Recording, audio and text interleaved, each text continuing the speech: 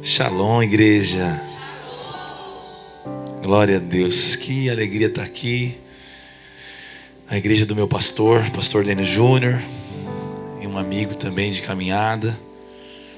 Sou um fã do Richard, da Renata. Também pude participar de cada etapa da vida desses dois. Cada detalhe, assim, do início, né? E tantas outras coisas. E saber que a Dinamo São Paulo tem pastores e jovens como eles. Saber também que nós estamos em 40 horas de jejum e essa igreja tendo um time aí, ó, a Idan e a Bia, tantos anos também, tanta gente preciosa. Eu não vou começar a citar aqui porque eu seria injusto com alguém que eu possa esquecer, mas como é bom estar entre amigos e entre irmãos, amém, gente? Nós estamos construindo algo como família Dinamos, com todos os nossos defeitos. Nós estamos construindo uma grande família. Só que o nosso motivo, a nossa razão é muito mais do que a nossa amizade. Aquilo que nos une é a paixão por Jesus. É o amor a Jesus que nos amou primeiro. Mas o reflexo dessa graça, desse amor, é amá-lo de volta. Alguém pode dizer amém sobre isso? Nós estamos em 40 horas de jejum e consagração. Por isso nós temos aqui também, além da rede de jovens, nessa série da glória de Deus, nós temos também irmãos da rede de famílias. E então nós estamos aqui. Nós estamos lá em Santo André também, tendo um culto agora. O pastor Ivan está ministrando lá. E nós passamos ontem a madrugada. Foram 6 horas ininterruptas de adoração e oração ali em Santo André. Foi uma das melhores vigílias que eu já participei, sobretudo do ponto de vista pessoal. Mas eu vi ali centenas e centenas de pessoas se derramando. Alguns saíram daqui 1 da manhã e foram para lá, né? Porque aqui acho que não podia incomodar muitos vizinhos depois desse horário. Mas lá pode. Eu sou o vizinho que é incomodado lá. Brincadeira. Mas brincadeiras à parte, foi muito precioso. Das 11 às 6 da manhã. E aí tá um dia corrido. Depois ministrei numa igreja de um amigo, na parte da manhã ainda. E estamos aqui agora. E eu estou dizendo tudo isso porque quero lembrar você, nós estamos nesse tempo e eu queria que você abrisse sua Bíblia lá em 2 Timóteo, capítulo 1. 2 Timóteo, capítulo 1. 2 Timóteo, capítulo 1. Minha mente está daquele jeito, irmão, no jejum.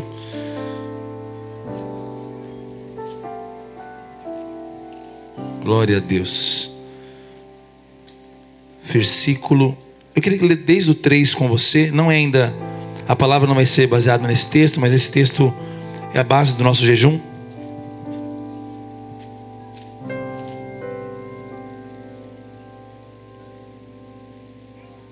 Glória a Deus. Lá em 2 Timóteo, capítulo 1, versículo 3 em diante, diz assim: dou graças a Deus, a quem desde meus antepassados sirvo com a consciência limpa, porque sem cessar lembro de você nas minhas orações noite e dia. Paulo está falando com Timóteo. Agora no versículo 4: lembro das suas lágrimas. Diga lágrimas. Paulo continua: e eu estou ansioso por ver você, para que eu transborde de alegria. Lembro da sua fé sem fingimento. Diga assim: fé sem fingimento. E aí Paulo fala: mesmo que primeiramente habitou em sua avó Lóide e em sua mãe Eunice, e estou certo de que habita também em você. Porque agora que vai basear nosso jejum, Paulo começa no versículo 6, por essa razão. Que razão? Essa razão que ele acabou de dizer. O fato de ele pensar em Timóteo e lembrar de alguém apaixonado, que serve a Deus com lágrimas, que era possuidor de uma fé que não tinha hipocrisia, fingimento. Era uma fé genuína que brotou da casa dele, da avó, da mãe, e que floresceu no coração dele. Então Paulo tinha um apreço, um carinho. Paulo diz que só de pensar que iria ver Timóteo, ele ficava muito feliz, porque eles tinham uma comunhão no Espírito. Paulo está preso aqui, é a última carta de Paulo, 2 Timóteo. É a carta mais emocionante da Bíblia, no sentido de que Paulo está se despedindo mesmo, lá no final, nos últimos versículos. Mas Paulo, ele tem com Timóteo uma comunhão no Espírito, como eu disse. E quando Paulo pensa em Timóteo, ele pensa em alguém intenso, em alguém apaixonado, em alguém que tem um coração em chamas. Alguém pode dizer amém aqui? E aí ele diz: por essa razão venho lembrar-lhe que reavive o dom de Deus que está em você pela imposição das minhas mãos. Porque Deus não nos deu espírito de covardia, mas de poder, de amor e de moderação. Alguém pode dizer amém sobre isso? O encargo de Paulo é que Timóteo, de tempos em tempos, lembre disso, que ele é responsável por manter a chama acesa.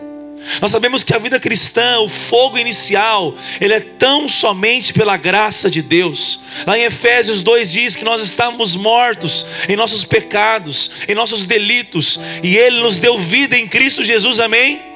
Então a iniciativa é de Deus, sempre é. Deus enviou o seu Filho, Deus nos criou, sempre o primeiro passo é do Senhor. No entanto, nós olhamos assim como lá em Levítico, quando nós tínhamos ali o altar, e a Bíblia diz que o primeiro fogo que queimou naquele altar foi um fogo celestial, sobrenatural. Ninguém podia usar, riscar o fósforo ali. Óbvio que não era fósforo que eles usavam, mas me entenda. Ninguém poderia usar, colocar um fogo. E quando tentaram, foi chamado de fogo estranho e pessoas morreram.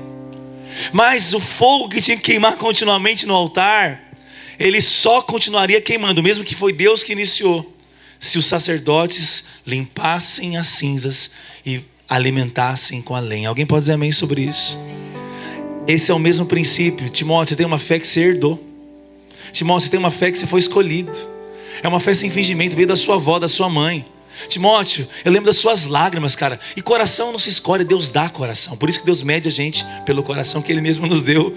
Porque Cristo é tudo em todos. Alguém pode dizer amém? Mas existe uma responsabilidade que era de Timóteo. E jejuar 40 horas, esses marcos que nós temos, esses nossos ritmos de graça, essa nossa liturgia como dínamos, em 14 dias, em 40 horas, os momentos que nós paramos, é oportuno entendermos que é nossa responsabilidade alimentar esse altar e perceber que essa chama pode ser cada vez maior. Alguém pode dizer amém sobre isso? Então lembra dessas palavras, fé sem fingimento. E lembra dessa questão das lágrimas. E lembra dessa questão da responsabilidade. Amém? Não é uma pregação aqui hoje. É uma conversa, de verdade. Não é jargão de pastor, não. Nós vamos ler alguns textos bíblicos. Vamos tentar entender isso aqui juntos. E vamos continuar buscando a Deus e orando. Amém? Amém? Amém. Vamos lá para Apocalipse. Apocalipse. O último livro da Bíblia. Se você não achar Apocalipse... Cuidado com o Apocalipse quando ele vier. Capítulo 2, a partir do versículo 1. Eu quero ler a carta que foi escrita para a igreja de Éfeso. E aí eu vou dizer o tema da mensagem, da conversa, melhor dizendo. Ao anjo da igreja em Éfeso escreva: essas coisas diz aquele que conserva na mão direita as 7 estrelas e que anda no meio dos 7 candelabros de ouro. Esse versículo diz respeito a Jesus, que João tinha acabado de ver em meio aos candelabros de ouro. Olha o que Jesus está dizendo para uma igreja, para um povo. Conheço as obras que você realiza, tanto o seu esforço como a sua perseverança.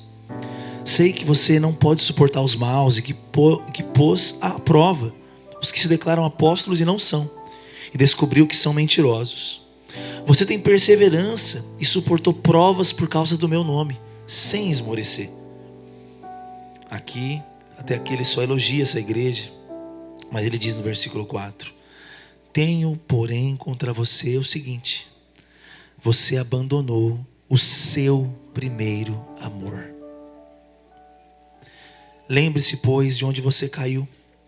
Arrependa-se e volte à prática das primeiras obras. Se você não se arrepender, eu sinto Jesus falando isso com um coração assim quebrado. Virei até você e tirarei o seu candelabro do lugar dele. Só até essa parte. Feche os seus olhos, coloque as mãos no seu coração.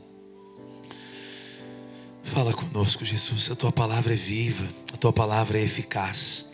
A tua palavra revela o teu perfume, o teu caráter, o teu olhar, o teu coração. A tua palavra é o meio pelo qual o Senhor escolheu de nos edificar, de nos santificar, de nos fazer mais parecidos contigo. Que a tua palavra, sejam pelos quais versículos passarmos hoje, fique impregnada em nós, que possamos ser tocados, transformados, santificados, em nome do Senhor Jesus. Quem crê diz amém. numa série sobre a glória de Deus, num jejum de 40 horas sobre reavivar o dom que é em nós, o que o Senhor tem falado comigo é sobre amar essa glória, amar Jesus. Jesus é a glória de Deus, Ele é a exata expressão. Glória é a identidade, a expressão. Poderíamos ficar falando vários termos no grego, no hebraico, para falar da glória, de doxa, de cabode, tanta coisa.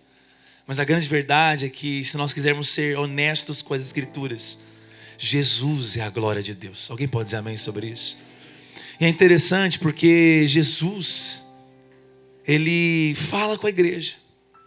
E Ele fala com a igreja diretamente.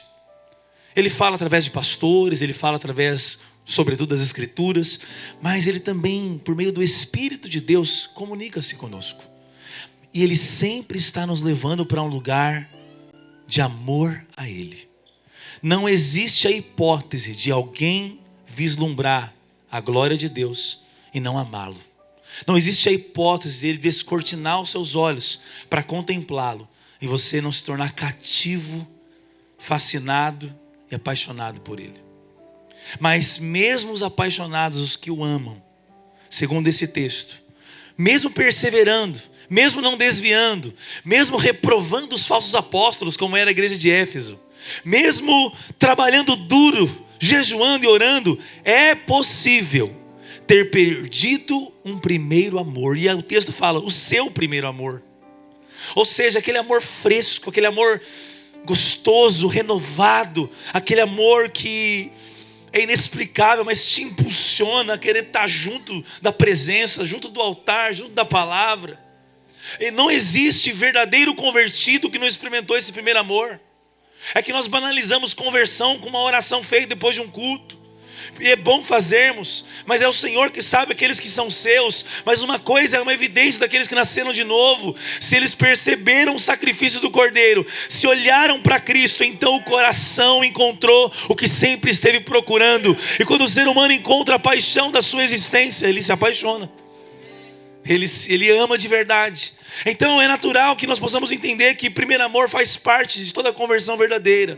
Mas perder o primeiro amor, infelizmente, constatavelmente falando, também faz parte em algum momento da vida cristã. E não poucas pessoas se encontram no lugar que podem perceber pelo Espírito: eu abandonei o primeiro amor. Eu abandonei o amor mais puro, mais sincero, mais santo. E aqui uma igreja teve que ouvir da parte de Jesus que, embora eles estavam fiéis, embora eles estavam ali com as ações corretas, eles estavam reprovados por aquilo que é a prioridade de Deus. A prioridade de Deus para a igreja Dínamos, para nós, para todo cristão, não são apenas as ações que fazemos, mas a motivação e a fonte das ações. Deus não está preocupado apenas com as nossas ações, Ele se importa com as nossas afeições. É desejo de Deus que sejamos, sim, fiéis, mas não apenas fiéis. Deus também quer que sejamos amantes, apaixonados, que possamos olhar para Ele e ter nele a satisfação. Quando Deus escolhe as palavras uma após outra, no batismo de Jesus, para todos ouvirem, Ele diz: esse é o meu filho amado e eu tenho prazer nele. Quando Deus cria um lugar para colocar o homem, Ele chama de Éden, e Éden é deleite, Éden é prazer. O salmista encontrou esse lugar, por isso ele diz que à destra de Deus há delícias para sempre. Na tua presença há plenitude de alegria. Então o prazer, a alegria foi inventado por Deus. É Deus que, quando vai criar o corpo da mulher, coloca uma parte lá, e eu vou tomar cuidado porque tem adolescente, tem criança, só para ter prazer. Um Deus de prazer, um Deus de deleite, um Deus de desfrute, um Deus que inspira alguém para escrever um livro. E o Renan, sempre poético na sua paixão por Deus, cita não poucas vezes versículos de Cantares, porque ele aponta, é um texto bíblico que aponta para esse aspecto que jamais pode ser perdido da vida cristã: o romance entre a divindade e a humanidade, a paixão entre o seu Criador e você. Nós somos, sim, além de filhos e herdeiros, temos que ser achados fiéis. A Bíblia também usa belíssima metáfora da noiva. E eu vou dizer algo: O que a Bíblia mostra é que Jesus não quer apenas uma esposa fiel. Ele quer uma esposa apaixonada. Quando nós encontramos Jesus inventando uma parábola. Porque eu gosto de parábola porque saiu da cabeça de Jesus. Ele não pegou uma coisa que aconteceu e teve que ensinar. Ele inventou alguma coisa para ensinar o que ele quer. E ele conta a parábola das virgens. E ele fala que as virgens sábias são aquelas que mantêm a lamparina acesa. E ele está falando de paixão, ele está falando de óleo, ele está falando de prudência porque ama. Porque Jesus não é o tipo de noivo que quer ir para as bodas apenas porque tem que cumprir um protocolo. É por isso que Ele nos ama com amor ardente. O seu amor é mais forte que a morte. Ah, como Ele nos ama. Alguém pode dizer amém sobre isso? Vamos ali para Efésios. Efésios capítulo 5, capítulo 6, o último versículo de Efésios. Efésios 6, 26. O apóstolo Paulo também para a igreja de Éfeso, que recebeu aquela carta ali de João, que é de Jesus através de João. Olha só o que diz no versículo 24. A graça esteja com todos os que amam sinceramente o nosso Senhor Jesus Cristo. Tem tanta coisa aqui nesse versículo. É a última palavra da carta. E ele deixa, depois de revelar à igreja a beleza de Cristo, que essa graça, essa bondade estendida, seja com todos os que amam sinceramente. Lembra, Timóteo? Lembra de você e da sua fé sincera, que tem lágrimas. E é isso que ele diz: reavive esse dom que é em ti, que é a vocação de um apaixonado, que é a vocação de quem tem dons espirituais, tem chamado de Deus pastoral, mas sobretudo tem compromisso íntimo de amor a Deus. Vamos para Jeremias agora. Jeremias capítulo 2. Jeremias capítulo 2, a partir do versículo 1. Quem está comigo, diga amém. Nós estamos falando então sobre amor a Deus, que é uma resposta ao amor dele por nós. Olha como a Bíblia mostra esse coração de Deus o tempo todo. Jeremias capítulo 2, verso 1 em diante, diz assim: a palavra do Senhor veio a mim dizendo: vá e proclame diante do povo de Jerusalém. Assim diz o Senhor: lembro-me de você, meu povo, da sua afeição quando era jovem, do seu amor quando noiva, e de como você me seguia no deserto, numa terra que não é semeada. Israel era consagrado ao Senhor, e era as primícias da sua colheita. Todos os que o devoraram se faziam culpados, o mal vinha sobre eles, diz o Senhor. Feche os seus olhos por um instante. Deus se dirige ao povo dele dizendo que ele lembrava-se, assim como Paulo lembrava da fé sem fingimento de Timóteo e das lágrimas. E esse era o sinal que Paulo sabia que ele era o sucessor, ao amor a Deus, uma fé sincera. A Bíblia está dizendo que o Senhor olhou para um povo inteiro e que Deus se lembrou daquele povo, era da afeição que eles tinham quando era jovem. Senhor, se podemos dizer assim, aquilo que o Senhor tinha saudade era do amor quando noiva, do seu amor quando noiva, e de como você seguia no deserto, Israel.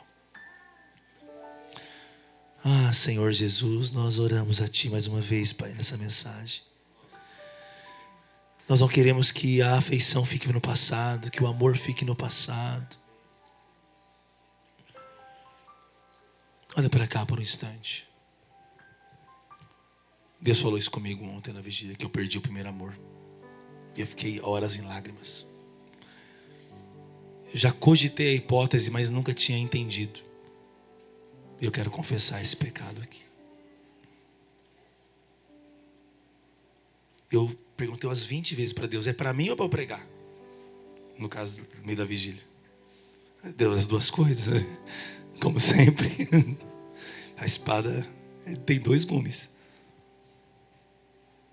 Mas eu não sei se você, quando tem 40 horas, tem alvos pessoais da sua devoção. E quando eu estava anotando no meu caderninho, nós temos 12 alvos lá como igreja, oramos por todos eles. Oramos bastante na última madrugada. Mas meus alvos pessoais, eles estavam todos relacionados à minha devoção, ao meu caminhar com o Senhor. Porque a minha história com Deus é parecida com Timóteo, parecida com Israel. De uma afeição quando eu era jovem, de uma paixão avassaladora que passava na frente de tudo, de pai, de mãe, de prazer, de pecado, que atropela tudo. Assim como alguém quando está obstinado no pecado, arrebenta com tudo. Quando alguém está apaixonado por Jesus, nada o segura. E é interessante porque Deus falou justamente em Efésios, Deus honrou o meu trabalho, o meu compromisso, a minha fidelidade, o meu serviço. Mas Deus falou, eu tenho algo contra ti, André.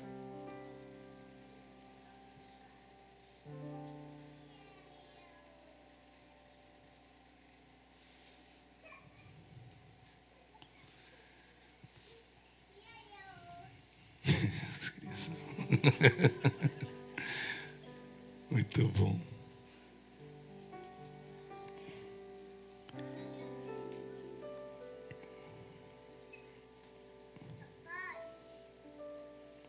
Diga assim: Deus quer uma esposa fiel, mas também uma esposa fascinada e apaixonada por Ele. É interessante porque Jesus, quando vai responder qual é a coisa mais importante, Ele diz que é amar a Deus. Jesus repete o resumo da lei e diz que isso é que define toda a revelação do caráter e do pedido de Deus ao homem. Francis Schaeffer, ele entende essa lógica e ele, se valendo de antropologia, filosofia e teologia, quem já leu Francis Schaeffer sabe, ele diz o seguinte: Deus é de tal maneira que pode ser amado pelo homem, e o homem foi feito de tal maneira que pode amar a Deus. E Deus é definido como amor. É João, o mais íntimo, que diz isso na sua carta. Essa definição, embora Deus tenha um conjunto de belíssimos atributos, comunicáveis, incomunicáveis, atributos que quando você começa a conhecer ao longo da vida cristã, porque a vida eterna é conhecer a Deus, alguém pode dizer amém? Você vai se apaixonando, se fascinando. O que resume, o que o define é isso, esse amor, essa bondade estendida. Quando Moisés pediu para ver a glória de Deus, não foi um fogo, ou não foi uma sarça ardente que ele já tinha visto numa experiência gloriosa. Deus falou que passaria a bondade diante dele, porque a bondade é esse amor apresentado. O amor apresentado sempre em forma de bondade, porque o amor é bondoso, o amor é paciente. Alguém pode dizer amém aqui, gente? E o que eu estou querendo dizer a você, e estou me direcionando a você, é que Deus então, Ele é de tal maneira que Ele é capaz de ser amado. A glória de Deus é ser amado. Porque nenhuma religião tem um Criador amável, tem um Criador temível, tem um Criador nas suas percepções esse Deus produzido pela mente humana, poderoso, Criador. Existem religiões que arranham a realidade, quase chegam perto de alguns atributos reais de Deus. Mas o Evangelho, o Deus que se revela nas Escrituras, é sobretudo um ser amável. E a glória de Deus, porque glória tem a ver com aquilo que você quer revelar, aquilo que você se gaba. Qual é a sua glória, Aidan? Qual é a sua glória, Dênio? Qual é a sua glória, Richard? Qual é a sua glória, André? Glória então é a sua identidade demonstrada. Por isso pode ser revelado, por isso fascina, glória fascina. E a glória de Deus é poder ser amado, porque Ele poderia apenas aparecer e com um decreto fazer todos os servirem, fazer todos fielmente se enfileirarem para fazer a sua vontade. Ele poderia, como qualquer onipotente, como qualquer onisciente, como qualquer onipresente, exigir e fazer com que aconteça completa subserviência o tempo todo. Mas tem uma coisa que Ele é e que Ele criou e permitiu que nós pudéssemos dar a Ele, que não tem como acontecer por decreto. Amor não se decreta, amor se suscita.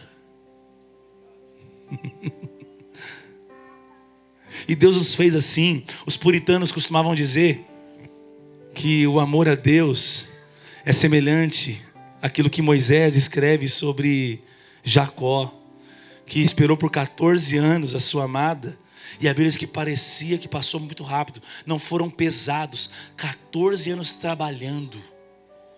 Porque um dia ele se apaixonou, se fixou numa mulher, num rabo de saia, e ficou doido. E aí a Bíblia diz que, na pena de Moisés, que 14 anos foi como se fosse poucos dias. Porque o amor faz com que os mandamentos não sejam penosos. Porque o amor faz com que a palavra seja doce ao nosso paladar, como um mel. Porque é o amor. E cristianismo, evangelho sem amor é patologia crônica.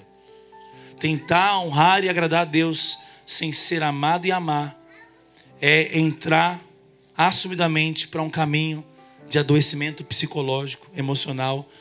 E depois você vai xingar a igreja, xingar todo mundo. E vai ficar fazendo Instagram de falar mal de vídeo de pastor. Porque você não consegue conceber a ideia de alguém poder ouvir o Espírito Santo falando com ele mesmo. Porque isso só é possível se Deus é amor. Se Deus ama. Se Deus se revela dessa forma. Sabe o que esse texto de Jeremias está mostrando? Sabe o que Apocalipse está mostrando? Que Deus percebe quando a gente esfria. Só quem ama percebe quando o outro deixou de amar. Só quem ama percebe, você está bravo comigo, você está chateado comigo. Só quem ama e quer o amor de volta é que confronta quando não vê esse amor chegando. A sensibilidade do nosso Deus demonstra a sua prioridade. Ele consegue elogiar o trabalho, ele consegue honrar o labor, ele consegue honrar a fidelidade dos Efésios. Mas ele tem que dizer: eu tenho algo contra você, eu tenho que ter uma DR com você. Eu como noivo, você como noiva, pensando no dia da glória, tem algo que não está bom. Você vai ouvir servo bom e fiel.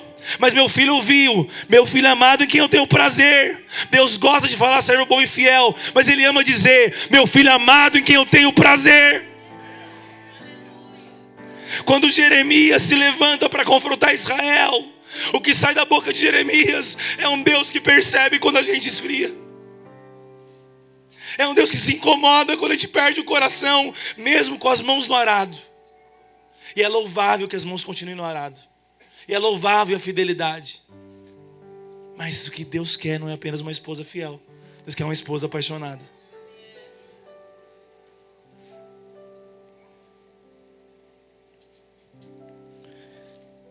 Lembro de você, meu povo, da sua afeição quando era jovem. Deus não lembrou do evento. Deus não lembrou da conferência que foi feita para ele. Deus não lembrou das batalhas que foram vencidas para ele. O que Deus está dizendo que tinha saudade que lembrava era da afeição que os olhos humanos não veem, mas que Deus percebe. Então o que o texto está mostrando é que quando o amor esfria, Deus sabe, Deus percebe e Deus faz questão de deixar claro.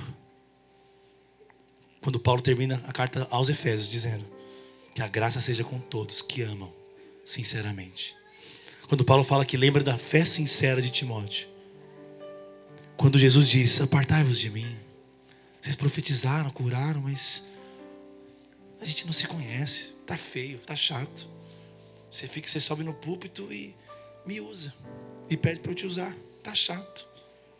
Eu percebo quando você se esfria. Eu percebo quando seu coração não é mais o mesmo. Eu percebo quando a sua performance, a sua reputação é mais importante do que o meu sorriso. E não há escapatória. De Gênesis a Apocalipse, esse é o Deus que a Bíblia revela. Esse é o Deus que a Bíblia revela. Do Antigo ao Novo Testamento.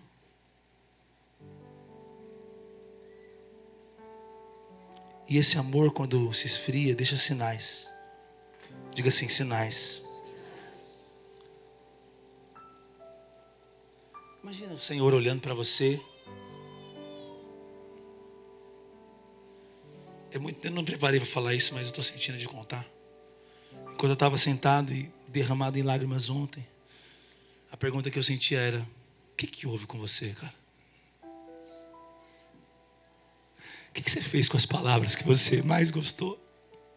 O que você fez com aqueles momentos que as escrituras saltaram aos seus olhos? O que você fez com os momentos mais gostosos da sua vida, que eram apenas chorando na minha presença. André, o que houve com você? O que está acontecendo com o seu coração? Imagina ouvir isso do Espírito Santo. Imagina se ele te perguntar hoje: Rafa, o que aconteceu com você? Imagina Paulo apelando para as lembranças de Timóteo. Timóteo, Paulo está para morrer, gente. Ele tem que fazer alguma coisa, ele tem que manter um sucessor. Eu lembro das suas lágrimas, não do seu trabalho, cara. Eu lembro da sua fé sem fingimento. Reavive o dom que há em ti.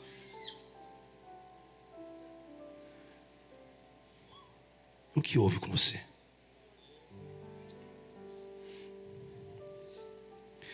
Primeiro sinal, quando,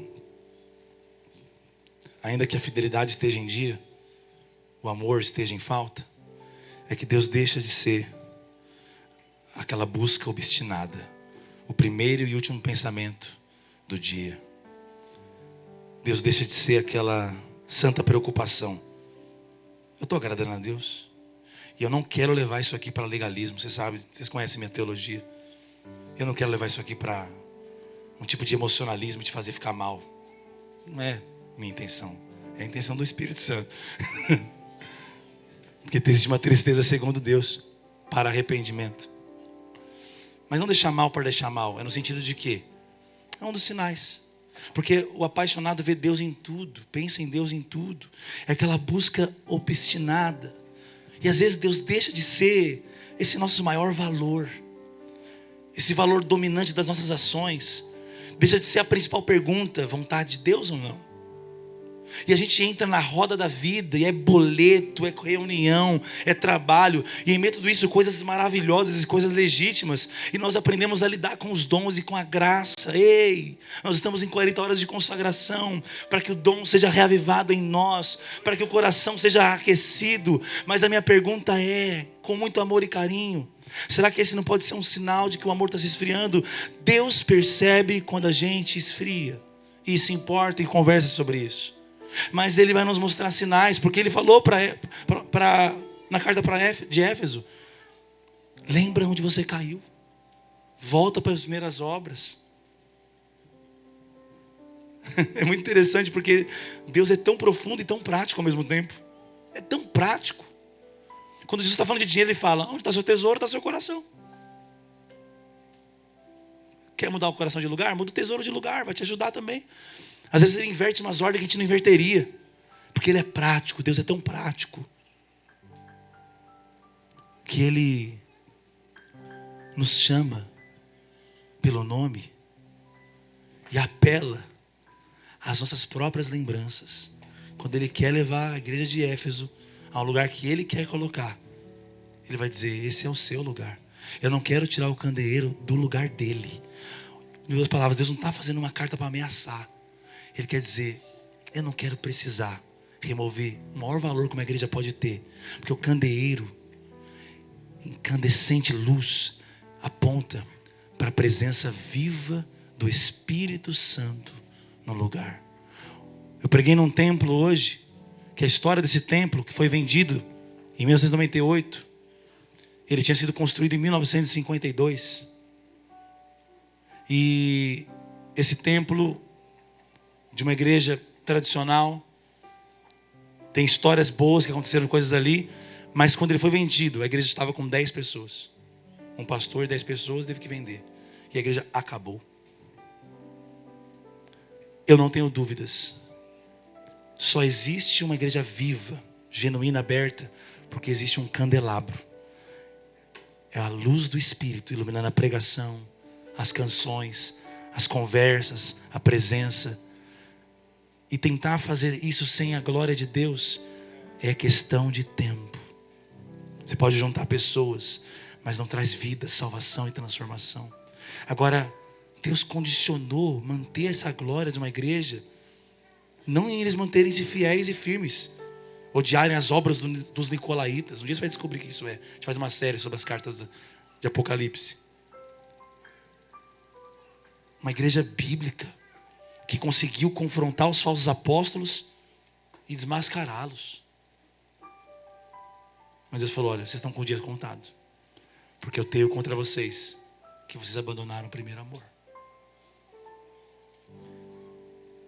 Deus deixou de ser a maior preocupação da sua vida, a maior busca, a busca obstinada. Segundo, um sinal de que o amor vai se esfriando é quando a verdade não causa mais uma completa comoção em nós.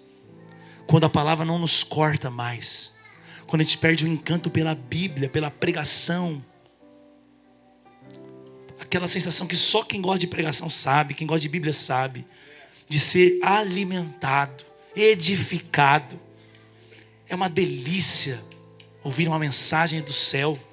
É uma delícia ler um recado de Deus para você. Eu lembro quando fui estudar, a primeira aula que eu fui dar na minha vida de bibliologia, muitos anos atrás, em outro ministério. Eu estava estudando lá o material que tinha que estudar, e eu fui ouvir a pregação do pastor Lucinho na época. Isso aí faz uns 15 anos. E aí ele falou uma coisa que eu nunca mais esqueci, que a paixão dele pela Bíblia se deu quando ele, ao ler um texto dizendo que a pessoa dizia que a Bíblia era a carta de amor de Deus aos homens, o Espírito Santo falou com ele: você vai passar a sua vida sem ler a minha carta inteira. Imagina você dar uma carta para sua esposa, para o seu marido, e ele não lê a carta.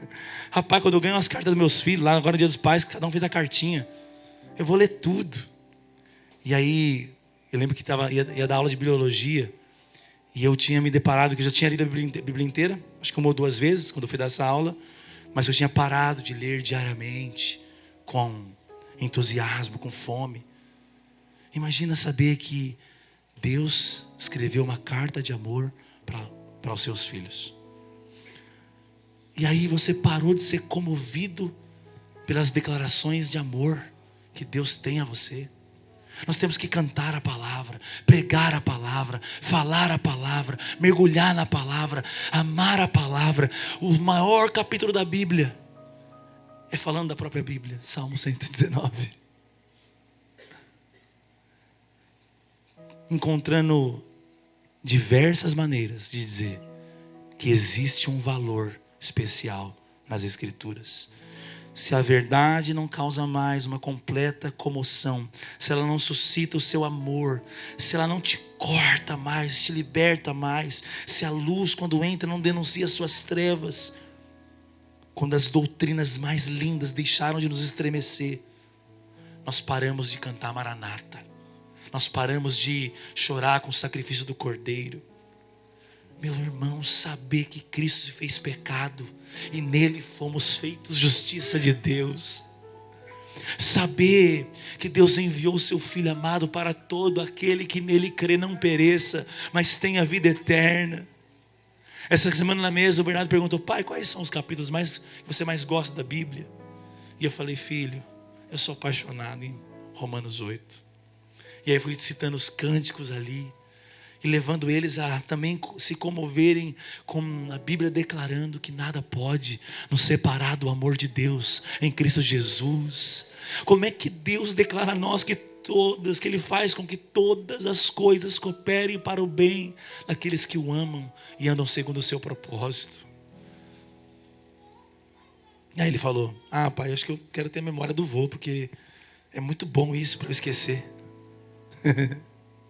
Falei: pede aí, filho, porque a memória dele não passou para ninguém ainda. Eu não sei se foi a memória dele que não passou ou o amor dele que ainda não passou para ninguém. Mas é interessante que a verdade precisa nos comover, nos quebrantar. Em terceiro lugar, é quando Ele não é mais o motivo da nossa alegria em tudo.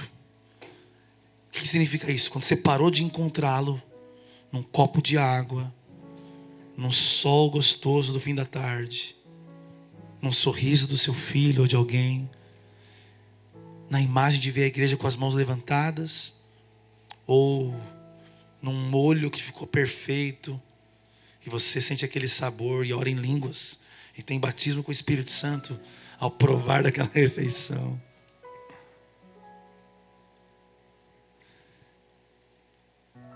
Ele precisa ser o vínculo de toda alegria em tudo. O pão, lembra que Ele é o pão. O vinho lembra que Ele é a nossa alegria. A água lembra que é Ele que mata a nossa sede.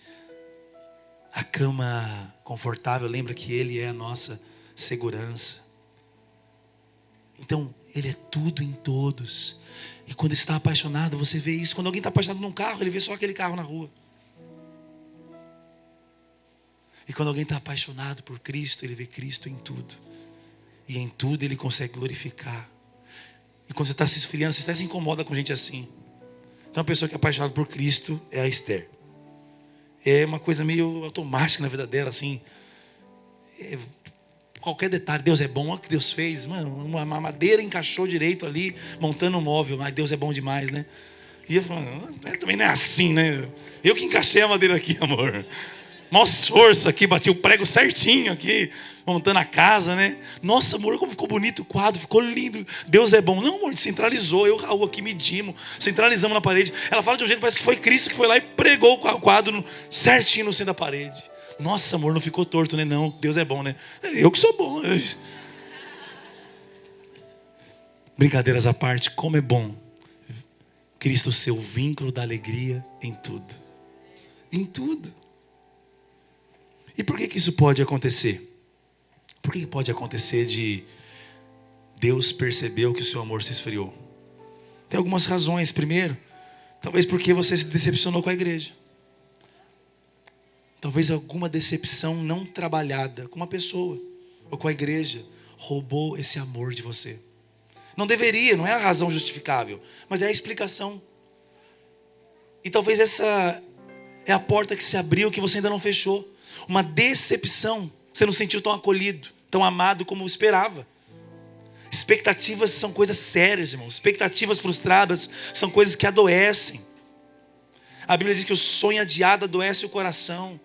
Você esperava aquela oportunidade que não veio, esperava aquele abraço que não veio, esperava às vezes até o confronto que não veio, e a indiferença machuca, e a igreja machuca, e a gente se machuca e machuca a igreja. Não tem jeito. Presta atenção. Mas isso não deveria roubar o seu amor por Ele. Mas se você não trabalhar essa decepção na luz da palavra, e não ter conversa que tiver que ter com quem tiver que ter, você precisa proteger a coisa mais valiosa da sua vida, o seu coração. Provérbios diz: de tudo que se deve guardar, guarda o teu coração, porque dele procedem as fontes da vida. O que é não guardar o coração? É ver a sujeira entrando e deixa como tá para ver como é que fica. Vai ficar ruim. Ah, mas vão achar que eu sou muito mimizento. É melhor te achar como mimizento, o seu coração está limpo e o seu amor está fresco, do que você dar uma de maduro, e não é maduro coisa nenhuma, está todo dodói e não trata, e vai se esvaindo esse perfume. Com o frasco aberto, a fragrância vai embora. Guarda o coração, guarda o coração. De tudo que se deve guardar, guarda o teu coração, porque Ele fez o teu coração para amá-lo. E Ele quer o seu coração inteiro para amá-lo de todo o coração, de todo entendimento, com todas as suas forças. Alguém pode dizer amém sobre isso? Talvez a decepção com a vida. Talvez a vida apresentou velórios que você jamais imaginava. Doenças, circunstâncias, traições, deslealdade, abusos religiosos, assédio moral na empresa. Talvez você até hoje não engoliu o fato dos seus pais se arrebentarem em casa, se divorciarem. Talvez você não engoliu o fato de um irmão, um primo, um sobrinho ter uma doença autoimune. Uma decepção com a vida pode nos fazer também perder o encanto, o fascínio por Deus. Por isso é importante uma boa teologia, de um bom entendimento da soberania, da graça, de um mundo que saiu do seu estado original, um mundo caído, e que o milagre é apenas uma das formas de Deus responder à nossa dor, não é a única. E às vezes Ele não faz o milagre que você imaginava, e você para de crer em milagres, e parar de crer em milagres, abraçando às vezes uma crença liberal de que, não, até acredito em Deus, mas Ele tem mais coisa para se importar. do que com a minha agenda. E essa incredulidade que parece moral, parece toda justa, vai nos esfriando. A decepção com a igreja ou a decepção com a vida talvez foram razões pela qual o seu amor possa ter se esfriado. Ou talvez o pecado, mentira, orgulho, ressentimento, pecados sexuais, pornografia, traições, uma vida dupla. Paulo disse a Timóteo também: quem abre mão da boa consciência naufraga na fé. Sabe o que isso significa? Você não suporta essa vida dupla por muito tempo. Sua fé cai, sua fé naufraga, se afoga. Porque o Evangelho quer tocar a nossa consciência, quer trazer luz. E não tem como ter uma vida na luz sem comunhão, sem discipulado, sem pessoas que te orientam. Não tem outra solução. Uma vez eu ouvi: o pecado entra de várias formas, mas só morre pela boca. Confessai vossos pecados a Deus para ser perdoado, mas uns aos outros para ser descurados. Um pecado administrado vai crescendo e o amor vai se esfriando. Não tem jeito. Não tem jeito. É necessário permitir que o Espírito de Deus, a palavra de Deus, atuem, limpando, santificando a sua mente. O Espírito Santo te deu um toque, vai respondendo, vai conversando, vai resolvendo. Não tem jeito. O pecado te ilude e vai destruindo. O que fazer, pastor? A primeira coisa é submeter a sua vida a um autoexame genuíno. Diga assim: autoexame. Abre lá no Salmo 139, por favor. Quem está comigo ainda aqui, diga amém.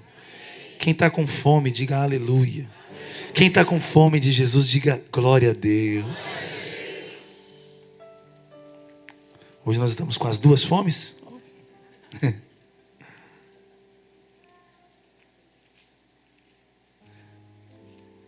Salmo 139. Nós estávamos orando esse salmo ontem lá na vigília. E eu falei: que coisa maravilhosa. Verso 1. Senhor, tu me sondas e me conheces. Sabes quando me sento e quando me levanto.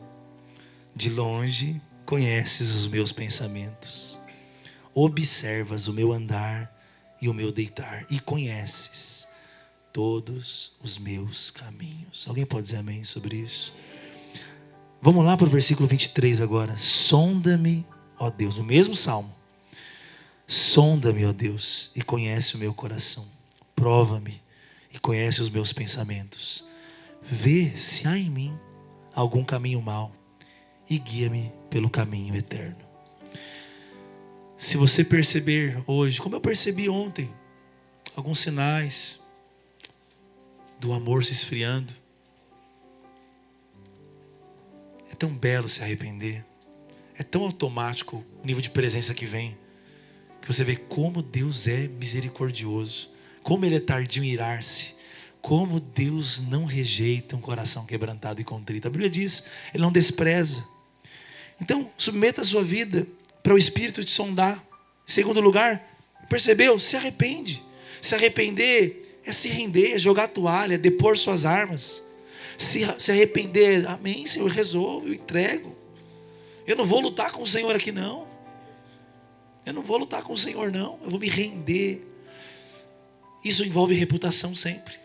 Isso envolve disposição sempre. Isso envolve humilhação sempre. E fugir disso é fugir do amor. É fugir de um renovo. É fugir de uma alegria sobrenatural. Alguém pode dizer amém sobre isso, gente? Deus merece mais do que nós temos entregue. Deus merece tudo. Ele deve ser o fundamento da nossa felicidade, de toda a nossa busca. Fique em pé onde você está. Se os irmãos puderem me ajudar aqui. Em terceiro lugar, busque a face de Deus. Não existe outra receita. Busque a face de Deus. Eu queria que você gravasse essa declaração. cristão, filho de Deus, meu irmão, aprenda a buscar a Deus, ponto. Aprenda a buscar a Deus por Deus. Buscar a face de Deus. Como? Lendo a Bíblia com esse desejo. Senhor, eu te quero. Senhor, eu quero te ver. Senhor, eu quero a sua presença. Oh, meus irmãos. Buscar a face de Deus é refletir em cada canção.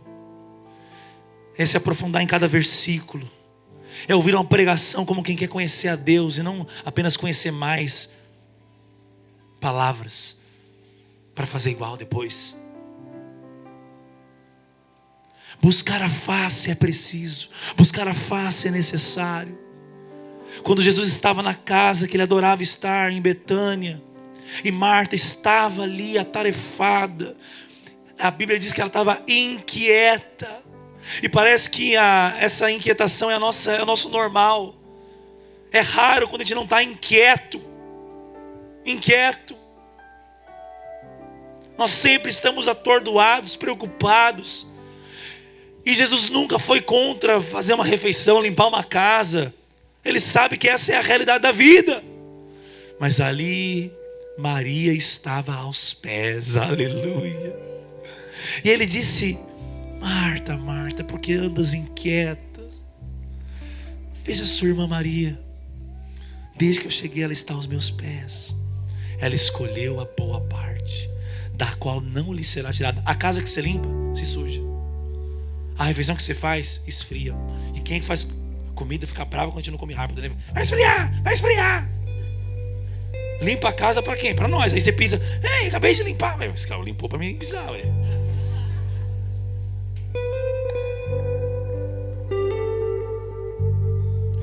Marta, o que você está fazendo é legal, mas passa. Mas o que Maria escolheu não pode ser tirado dela. Deixa o Espírito te sondar nessas 40 horas de jejum. E se você perceber que o amor está se esfriando, saiba, ele percebeu antes de você. E é isso que me dói. Se você conseguiu perceber, tapado igual eu e você somos. Nós somos tapados demais, né? Deus está falando, a gente demora para captar.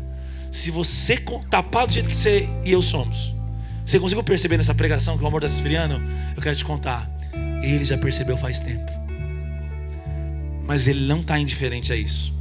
Ele está assim, ó, legal, você está firme na igreja, legal. Mas e o seu amor? E o seu coração? Arrepende. Mas depois de se arrepender, busque a face. E amanhã, busque de novo.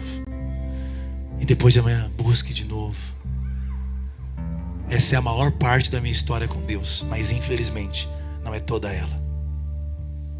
Mas Ele está consertando. Mas você não se frustra, não permanece amargurado em nada. O desânimo vai embora. Se você se levanta do arrependimento para buscar a face, você encontra a graça, a bondade, o renovo. Você encontra força para as primeiras obras, aquele evangelismo mais puro, aquela intercessão mais pura. Salva meu pai, salva meu vizinho. Aquela oferta mais generosa. O Senhor na vigília de ontem me lembrou de um micro-ondas que eu dei no meu primeiro emprego para o meu pastor quando ele casou, Rolandinho. E eu levei, comprei na Lapa, na 12 de outubro, na Casas Bahia, e subi a rua para entregar para ele na igreja. Honra sábia. Mas eu lembro, novo convertido, eu lembro que foi da maneira mais pura possível. E o Senhor testifica o desejo de ver o seu dinheiro alegrando os outros e não só você. Se você perdeu a alegria de ver o seu dinheiro alegrando mais os outros do que apenas realizando os seus looks, os seus dates, as suas economias, você perdeu as primeiras obras, meu filho. Porque Deus nos criou para o outro, para Ele e para o próximo. Jesus disse: esses são os mandamentos, amar o Senhor e amar o próximo. Você já ama a si mesmo. Inclusive, amante de si mesmo é característica dos homens caídos. Isso é difícil de mudar. Mas você pode amar o próximo como a si mesmo, porque ama a Deus sobre todas as coisas. Feche os seus olhos. Deixa o Espírito Santo assoprar sobre esse lugar. Ele está aqui com uma presença tão gloriosa, tão sublime. Ele está aqui renovando amores. Ele está aqui atraindo corações. Ah, Senhor Jesus.